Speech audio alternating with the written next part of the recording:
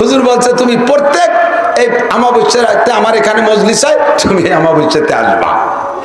চোর যায় মসজিদি মজলিস, প্রত্যেকে মসজিদি 3টে দরজা থাকলে যে যে দরজা দিয়েই ঢোকেন, জুতা ওই দরজায় বাইরে খুলে রেখে গেলে বেরোনোর সময় কিন্তু সেই দরজায় সেই খোঁজেন, ঠিক না? ব্যতিক্রম দুই একজন ভুল এদিক ওদিক যেতে পারে। তো অধিকাংশরা বুঝ আছে যে আমি এই দক্ষিণ পাশের দরজাতে ঢুকছি, আমি উত্তর পাশের দরজা, আমি মাঝের দরজাতে ঢুকছি। তো যে যে দরজায় দিয়ে ঢুকিয়া জুতো বাইরে রেখে ঢোকে, আর পেশাবের ওখানে তো চুরি চুট্টামির ভয় নাই, সবই তো মুরিদ মুত্তাকিন, এই জন্য স্যান্ডেলকে ভিতরেও নেয় না। এই চোরটা যেদিন থেকে মজলিসে যায় সেই দিন থেকে সবাই বেরোইয়ে দেখে এ দরজার জুতো ওই দরজায়, ও দরজার জুতো এ দরজায়, এই আইলিও যাইল। তো যাই হোক, এভাবে খানিক রাগারাগি ওরে খুঁজে মুজে পাই, আর কোনো কিছু না। পরপর 3 অমাবস্যা এইরকমের পরে পীর সাহেবের কাছে মুরিদ রাখে, হুজুর এই শয়তানিটা কিটা করে, এটা একটু অস করে দেন দি।